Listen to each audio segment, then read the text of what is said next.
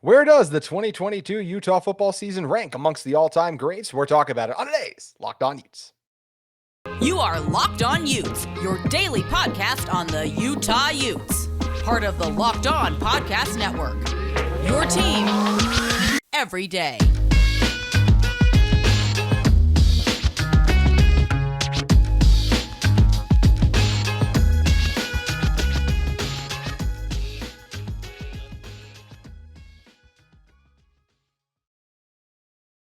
Hello, everyone, and thank you for making Locked On Utes your first listen every single day. We are available on all platforms, including YouTube. Today's episode is brought to you by LinkedIn Jobs. With LinkedIn Jobs, you can hire qualified candidates more effectively by matching open roles with people who have the skills, values, and experiences to help you achieve your 2023 goals. Post your job for free at linkedin.com/lockedoncollege. Terms and conditions may apply. My name is JT Wistrcill, former intern inside the University of Utah Athletic Department. And on today's show, we're going to be going over where the 2022 Utah football season where it ranks amongst the best. Utah football is one of the best programs in the country as of late. So how does it stack up with a program that's got a lot of other really good ones? That's what we're going to be diving into. And in order to help me do that on today's show, it's friend of the show and Utah historian, is the former host of this podcast, Bryan Brown. Bryan, looking at Utah football history, look, there's a lot of great seasons that stand out, right? 2008, of course, you even got 04, of course, even 2021 up there, 94. There's a lot of great ones in there. But for me, where I put the 2022 season is I put it at 4 overall. I think it does squeak into the top 5 when you look at it overall. What did this Utah football team still accomplish? They won the Pac-12 championship and they still made it to the Rose Bowl, still wildly successful, still have massive performances and wins. You look at beating USC not one, but twice in there too. I just think those are performances like Cam Rising, Dalton Kincaid's. We won't forget the memorable moments, the wins, everything. To me, the 2022 season still belongs in the top 5. If you want to say the 94 season, you want to bump that ahead to 4, I got no problem with that. But to me, the 2022 season belongs in the top 5. And for me personally, it sits at 4. Yeah, I think that's a great place to slot it, and I think it's going to be one of the more memorable seasons uh, in this current era. Mhm. But I think the unique part about this program is it's sort of just starting to discover itself in Yes. terms of the next level. I've dubbed it the new blood transition into where it's being a top 25 program perennially, annually, whatever the right word is. There, I'm not. I should know this, being someone who That's right. writes and talks for a living. But the consistency of being that kind of a program, being a power program in the Pac-12, it'll be fascinating to me to see how it holds up as the years move on. Now, I think a lot of it is going to be contingent upon Kyle Whittingham and the succession plan that the athletic department puts in place there, how people respond to the NIL and the changes in college football in general, and just everything that's happening in the scope. But at the same time, I think this is really Utah's just kind of scratching the surface of what it could be.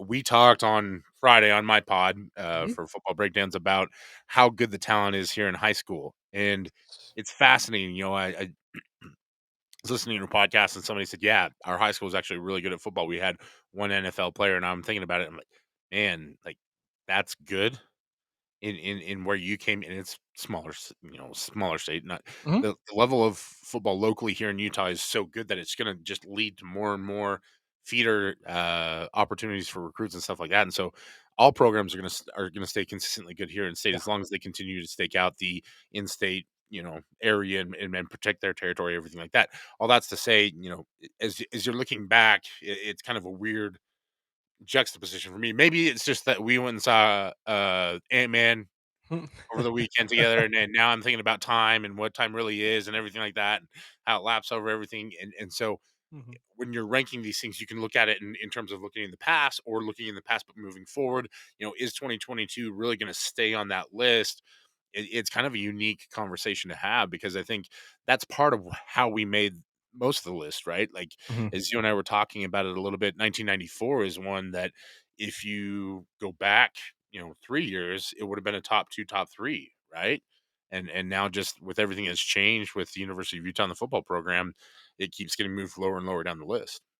Yeah, there's so much great history with this program as we talked about. I think we both would have the same at one. Has to be the Sugar Bowl, right? When you look at what we accomplished that season, 13-0, of course, beating Alabama, what Brian Johnson and Kyle Whittingham were able to do, absolutely memorable. 2004 going 12-0 there. And the reason we can talk a little bit more about 2021 versus 2022, because in the second part of this, we'll be diving into where it ranks amongst the Kyle Whittingham era of seasons. But I give 2021 the slight nod just because it was the first Pac-12 championship. You look at that game against Ohio State, having them on the ropes too. I also think Utah controlling their destiny as they did so late in the season versus look in 2022. I think if you play out the if you have the college football script writers, there's only if you don't have them kind of playing their hand there. I don't know if Utah ends up making it into the Pac-12 championship game with the way that would shook out. We talked about 94 too. You mentioned the success there. Got to give a great shout out to 2009 too, and then even 03 with Urban, another one too. So there are so many great programs that this team has had. It's hard to come up with a top 5 list. Well, the 2008 season actually holds a claim that most people won't even recognize, and that's the fact that the Anderson and Hester poll, which was an NCAA recognized major selector, picked Utah as their national champion. So Mhm, did the Sagarin poll. So they got those two technical national championships in the bag from that season. But I think again, how are these seasons going to rank out historically as things mhm, progress, right? I don't think 2021 is going to hold a ton of significance to everybody because the storyline of that season is going to end up being as we move forward like that was a team that should have been better than they were in mhm, terms of games won. And why did they go through all these struggles? There's a lot of reasons for that, right? But had Utah won on the road in that very first game in Florida, how would that have extrapolated the season and mhm, potentially into getting this team in the college football playoff? I think is you talk to people within the program and everything like that, that's all they are focused on right now. They want to go to the playoff. They want mhm. to put this program really dead center on the map in terms of national consciousness. And yeah, winning the Pac-12 is a huge part of that, but I think they felt like they've missed some opportunities, and that's not to say that they were. That's why things didn't work out in the Rose Bowl. I think it's pretty obvious that you lose your quarterback in that game Yeah. 2 years in a row, and that's just a lot to overcome. Especially with a quarterback who means as much to this football team as Cam Rising does. But I think as the seasons move on, 2021 is gonna stay stable because it's Mhm. gonna be the first Pac-12 championship. Everything the team had to overcome coming off of COVID, coming off of loss of teammates, all that kind of stuff. It's gonna maintain and hold firm, whereas 2022 might lose a little bit of its luster just because you may actually end up start stacking some of these Pac-12 championships. Yeah, that's what would be incredible is if we could look back and then be like, oh yeah, 2022 is not even if we could look in the future, I would love for us to talk about how this isn't even top 10. Like that would be incredible if you continue to make those college football playoffs. And as you said, that's just what's so is exciting about this Utah football team as a program is they are set up for so much success in the future that a lot of these seasons where you have 3 losses, 4 losses, they could be ones that are viewed as like, man, it was cool because that felt like it was the start of something special. Those kind of early years, you can rope like 2019 into that too. But like, man, look at where we are now. That's what's really exciting is the potential is so high. And what's the biggest reason that potential is so high? It's probably Kyle Whittingham. We're going to talk about where this winning season ranks for the Utes amongst Kyle Whittingham's era with the team in a moment. But first, I want to talk to you guys about our friends at LinkedIn Talent Solutions. With LinkedIn Talent Solutions, guys, they do an outstanding job setting you up for success. And as a small business owner or hiring manager, you know that success in 2023 all depends on team members you surround yourself with. That's why you have to check out LinkedIn Jobs. With LinkedIn Jobs, you can hire qualified candidates more effectively by matching open roles with people who have the skills, values, and experiences to help you achieve your goals. LinkedIn Jobs helps you quickly attract qualified candidates to your open jobs with targeting tools. They go beyond resume data by using insights from your job post company and their 875 million member profiles to put your post in front of the most qualified candidates. They identify the most qualified candidates on LinkedIn Jobs, and you can connect with them faster for free. Make it easy and screen rate applicants based on your job qualifications all in one platform. LinkedIn Jobs is a great place for you guys to network and find people who are ready to work that are very qualified today. It's why small businesses rate LinkedIn Jobs #1 in delivering quality hires versus leading competitors. LinkedIn Jobs helps you find the qualified candidates you want to talk to faster. Post your job for free at linkedin.com/lockedoncollege. That's linkedin.com/lockedoncollege to post your job for free. Terms and conditions may apply. Also, I want to talk to you guys about our friends at UCCU. UCCU is opening a new branch in Vineyard to celebrate. UCCU is giving away 2023 Kawasaki Terry ×4 UTV. Vineyard is one of the fastest growing cities in the state. The new branch offers all the benefits of a UCCU branch, multiple drive-up lanes, 24-hour ATM, and UCCU's brand new interactive teller machines, or ITMs for short, which provide all the benefits of meeting with a real UCCU professional, either in the branch or right from your vehicle. It's a virtual connection to a remote teller with a highly personalized audio and video connection. So celebrate the new Vineyard UCCU branch. Enter to win the 2023 Kawasaki Terry ×4 UTV. Winners will be announced in April, just in time for summer fun. You can stop by UCCU's new branch in Vineyard, conveniently located next to the Megaplex Theaters and Topgolf, or enter at uccu.com. You don't even have to be a member of UCCU to enter, and there is no purchase necessary. UCCU, love where you bank. So, Brian, narrowing this one down then to look at where does it rank amongst the Kyle Whittingham era. And when you're Kyle Whittingham and you've won 154 games, just 74 losses. And I know some of the people have been chapped about the lack of bowl wins over these last couple of years, looking back to the Alamo and then a couple, of course, the Rose Bowl. But this is what makes it so great is the fact that you're in the Rose Bowl instead of in Vegas bowls or some of those things, which are nice bowls. But that's what's nice is we're talking about this next level for Utah football to continue to appear in Rose Bowls and major bowls, even like the Alamo Bowl, shows to the level they're reaching out, which is nice. And it makes sense they would go through those growing pains as they're facing programs on another level. So still 11-5 in bowls overall. So if you're talking about where does the 2022 season rank amongst the Kyle Whittingham era, to me, that means you just knock down basically the Ron McBride season in 94, then Urban's year in 03, where they were 10-3 overall. So the way I look at it is I still have 08 as my top spot, 21 slightly above because of the things we talked about before, then 22, then I would have 2019. That was still a special season, even though the Alamo Bowl was really deflating to see Tyler Huntley, Brant Keithy, Andy Ludwig, and then offense, the way they came together. It's still such a bummer. Julian Blackman got injured. I know that, look, Justin Herbert had a heck of a performance. Kayvon Thibodeau actually absolutely came out in that 2019 Pac-12 championship game, but still a special season overall. And then I think you look at 2015 too. For me, that's how I stack up my top 5 of the Kyle Whittingham era. And once again, 2022 has to be in the top 5 to me. Yeah, it's really going to be hard to take away any of these Pac-12 seasons. I'm looking back through some of them. 2010 was actually a great year for Kyle Yeah. Whittingham. Part of a 3-year, 10-win run for that University of Utah football team. A big reason why they were able to get in the Pac-12 in the first place. But how does that compete to any of the Pac-12 seasons? It doesn't, because that was, the highlight game from that season was Utah's drubbing of Iowa State on the road, 68-27, and it was such a surprise and a highlight that upstart Utah had gone into a Big 12 team and dominated in the way that they did, and now I think I'm not trying to be whatever Iowa State fans would randomly find their way over to the Locked On Probably. Utes podcast because of this. Like, I'm not trying to trounce your program or anything like that. I think it's a great program. They've done a great job. I have huge amount of respect for Matt Campbell, but I think Utah Yes. would be the favorite team going into that matchup, no matter where they played the game 1000%. at. Iceland, Alaska, doesn't matter. So you're always going to have a struggle because Utah's grown and Mhm. transitioned, and I think that speaks a lot to Kyle Whittingham as well. He's really grown and transitioned a lot, even in the last few years, in a direction that's very impressive. It was you talk about the bowl games, and I think the bowl games are a great example of just how much this program has evolved in the last 4 or Agreed. 5 years. The only thing you had to hang your hat on, because you weren't winning conference championships, was the bowl record. Mhm. Now this is a team that's for the last 5 conference championship games. If we're counting 2020, which Kyle Whittingham said that we're not, so they've I'm been in with so many straight now of conference championships, game 2018, 2019, 21, 22. So they're on a heater in terms of really running the table here in the conference. And so it's really going to be hard to find seasons, pre Pac 12 that make the cut anymore.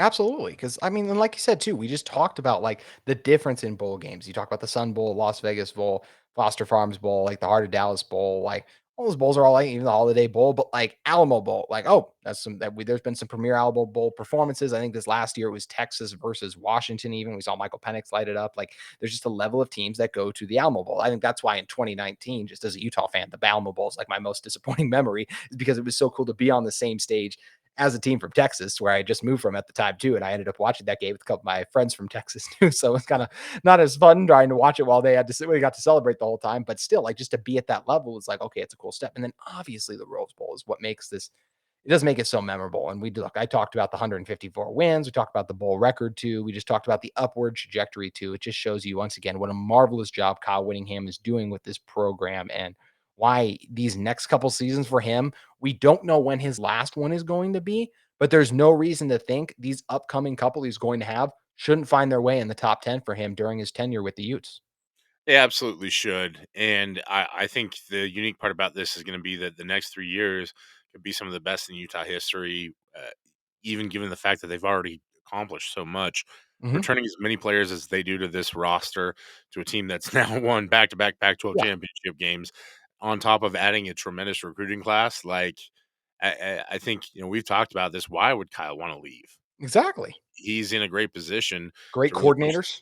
Yeah, and you just Mhm. you just fought off the horde of Notre Dame in order to keep Andy Ludwig, depending on what side of that argument you want to get in on. But regardless, like even if it was that Notre Dame didn't want to pay the buyout, I think they lost. Mhm. That's the bottom line on that scoreboard, and Andy Ludwig's still here, and so Kyle Whittingham's power is retained. It's I'm not good at ranking things Mhm. because I extrapolate too much and I overthink. Again, we watched Ant Man this weekend, and that's me in the possibilities Stuck in the zone. quantum realm. Yeah, where that's not my good spot because I have too many possibilities. But I think really, as we're talking about these seasons and ranking, 21 versus 22 and everything like that, there's plenty to extrapolate in terms of storylines. I think the really interesting conversation piece for me is just, okay, how do they compare with 23 and Yeah. 24, 25, and what we really do see this program starting to develop moving forward? Because I think that's really the fun part about this conversation. It's almost linear too, how at each season they've gotten better and better, and that's just such an MO of Kyle Whittingham. And I just again, to recircle, I don't see him leaving anytime Yeah. soon. And uh, I think if you're a Utah fan, you're listening to all this, you're just like, man, it's pretty awesome right now. Like, I think we can get over some of the stuff that we complained about in the past because being a Utah fan is great. And I think some of the bowl game stuff is unique because Utah fans have traveled so well, and so those bowl Mhm. games really want Utah to be in them, and that's a lot of progression. Because I remember going to the Copper Bowl, and I believe it was 1992 or 93. I can't remember because I'm that old. And there was like a sliver of maybe 3 or 96. 5,000 Utah. Yeah. Well, that was the second time around. So that was Ron Dane and Chris Mafala, I Oh, you're believe right. it It was 92. Yep. was. Yeah. Listen, back in '92, bowl games were few and far between, so you remembered every last one of Yeah. them. But it was a heck of a game, and it was Frank Dolce versus Drew Bledsoe. Just two all-time great quarterbacks going at it. And Utah dropped it 31-28, but it was a tremendous game, and Utah fans had a blast. And I think that was a real tipping point for what's happened now. And so I think this is going to continue to grow the fan base. It's going to continue. Ryan Smith said something very interesting.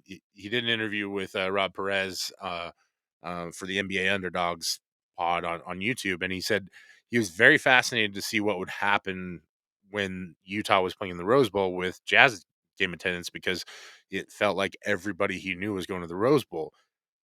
I felt like a lot of people I knew stayed home for that game, and Utah just filled the joint up, you know, above the brim. So really, what's happening is the fan base is getting to a point to where not every single Utah fan has to go to every single game Mhm. and everything like that. And I'm focusing in too much on Bulls here, but that's to me the uniqueness of what's happened year to year with this program and this team, and even with the university, is just it's the leaps and the mass and the Mhm. expansion is just super impressive, and you're not a guy that has a lot of Utah ties other than having Mhm. moved here because of your dad's job and going to the U because it was close by. This is a place I grew up in, Mhm. that kind of thing was unheard of back in my day, and now it's starting to become the norm. And that I think Yeah. is really the unique part about what Kyle Whittingham's done and why. And maybe that's why you could kind of give 2011 Yeah. more validity in terms of Mhm. a really impressive season.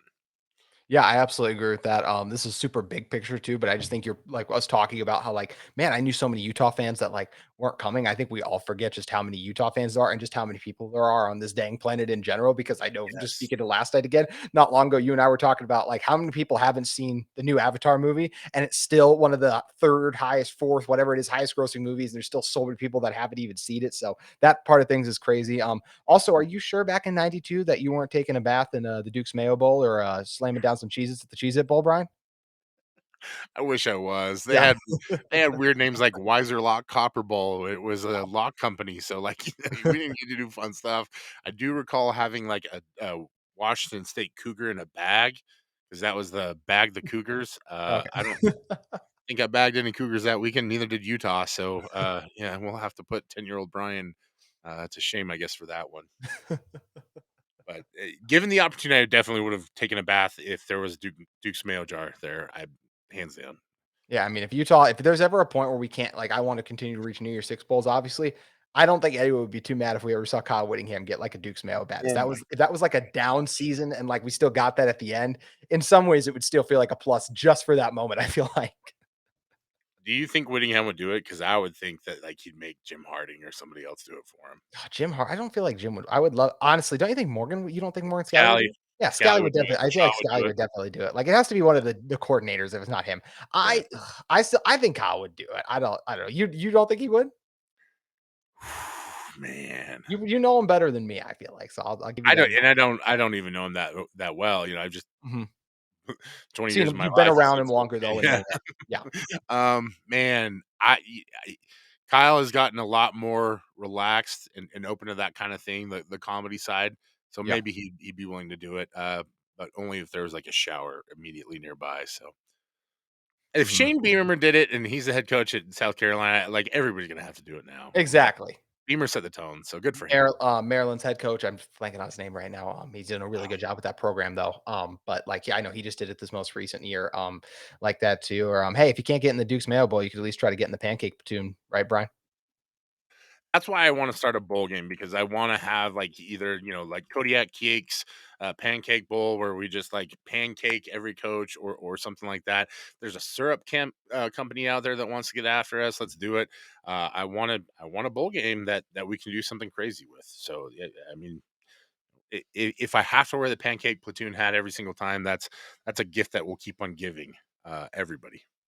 Absolutely correct. And this is why I love doing these pods, not just with you, but just in general. And appreciate all of you support the show because then we just get into conversations about like would Kyle Whittingham take a mayonnaise bath? Like if you would ask me if that's what's going to happen on this show, I'd been like, no, it's not. We're not going to get into that. We have all these things This is planned for it.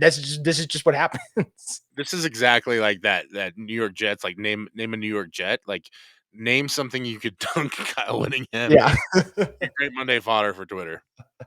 Absolutely, and potential off-season content. You guys might have to keep an eye on that when we roll around into the July and the Junes, the dark ages before we officially get football back. And you know what we're going to continue to get while we wait for Utah football is we have football because the XFL is officially here. We're going to talk about some Utes in the XFL when we come back in a moment. But first, I want to talk to you guys about our friends at Built Bar. Looking for a delicious treat but don't want all the fat and calories? Then you got to try a Built.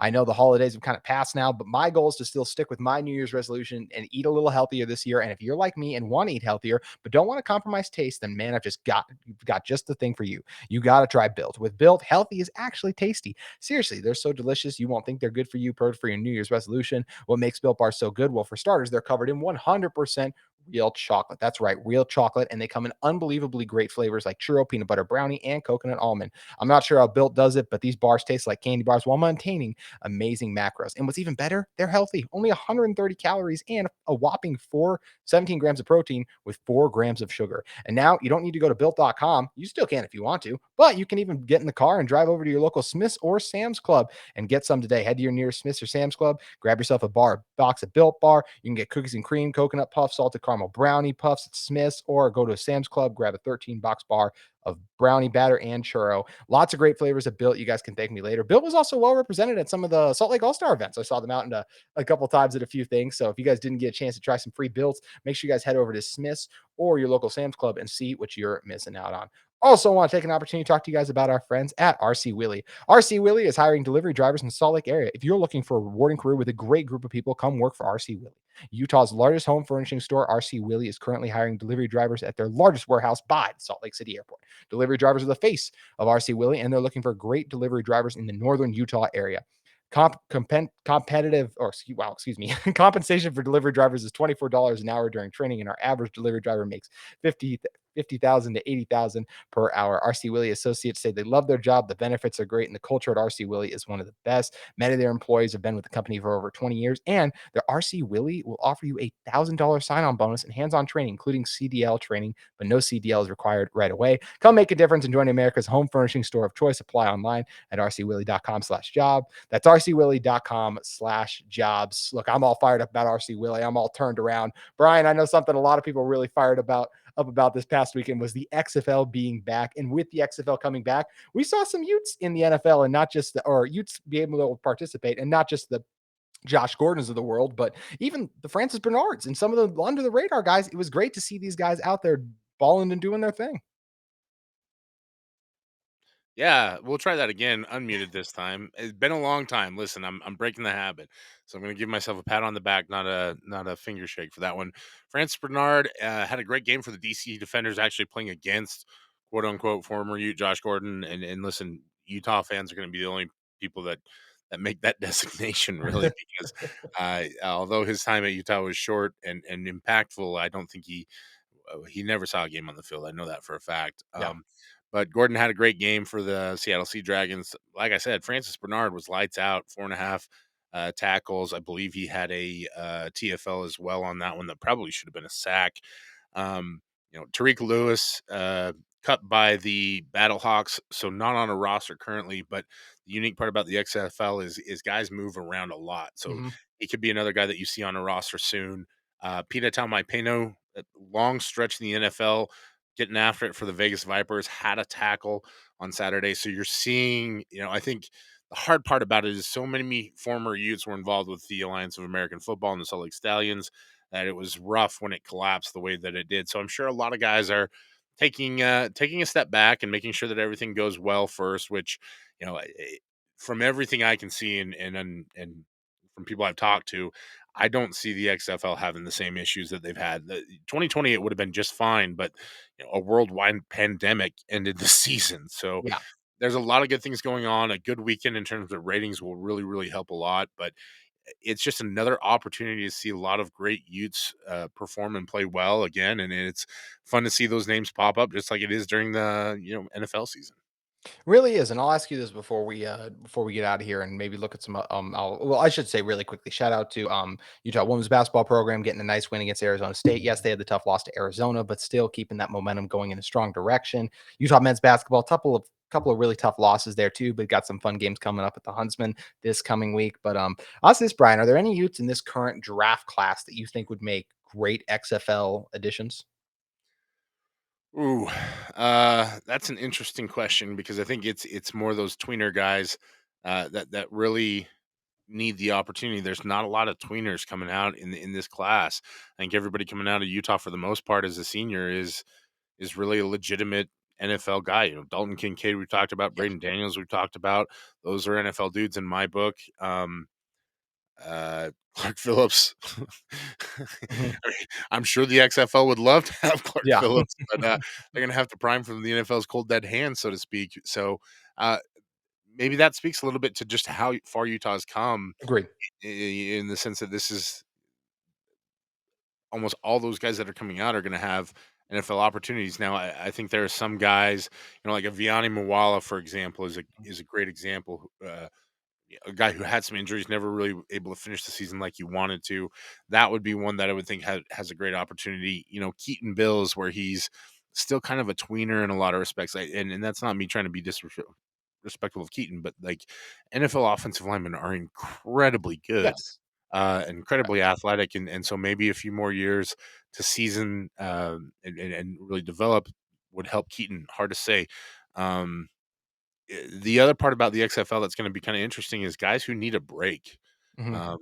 When if you need to take a year off, you're not on an NFL roster, you take that season off. And we saw Star Lotulelei do that Yeah. one year, and if you wanted to take a year off and then play a couple games in the XFL to get going, that's a pretty common occurrence. And so you can kind of use it both as a developmental slash G League type situation. You can also use it as kind of a get back situation. So there's maybe former Utes out there that didn't play. Bradley and I might be a guy who Yeah. he's on an NFL roster right now, but John Pennicini might be a guy who would be interested in doing something like that. Took I believe last year off from the Detroit Lions. But that, that's the unique part about the league for sure is that it provides a lot of opportunities. There's 130 Division One programs Yeah. and there's only 30 NFL teams. So the fact that so many good college players don't go on and play afterwards is kind of absurd in some respects.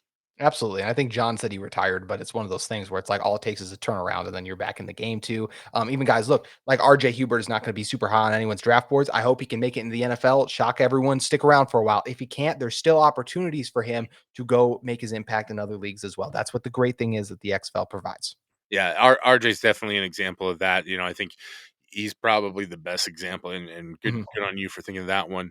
Um, he's a guy that will go have a good combine experience. He'll probably make it on a roster, on a camp roster, and we'll see what happens, right? Yep.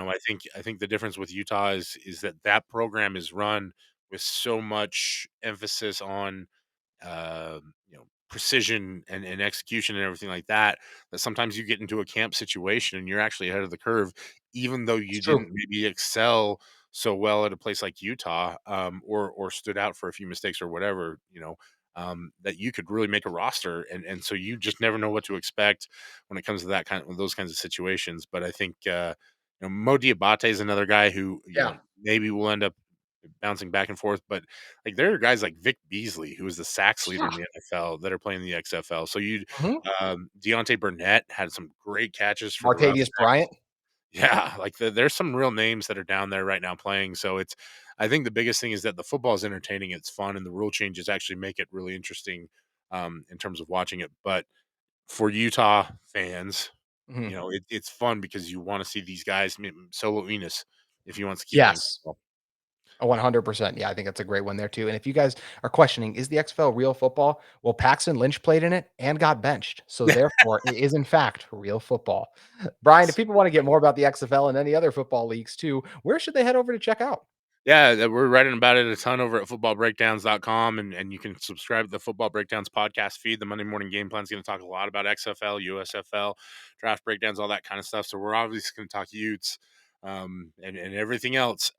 We cover everything. Like we'll leave the diehard Utah talk to Locked On Utes, and then cover everything else football wise from there. So make sure you guys head over to check out Football Breakdowns. I actually joined Brian for a conversation there recently. It was a lot of fun talking a lot of things in my career overall. And also, if you guys are in the market for a second listen every day, we recommend you check out the Locked On College Basketball podcast, where hosts Isaac Shade and Andy Patton bring you everything you need to know on and off the court. Plus, you can hear from big name experts, coaches, players throughout the basketball landscape. Locked On College Basketball, available on YouTube and wherever you get your podcast. We appreciate you guys as always for joining us on Locked On Utes. We hope you had a great All-Star weekend, whether you got to go to the events or just experience some of the things downtown, or just got to watch it on your TV. Either way, we appreciate you guys tuning in to this episode of Locked On Utes, and we'll be back with you tomorrow.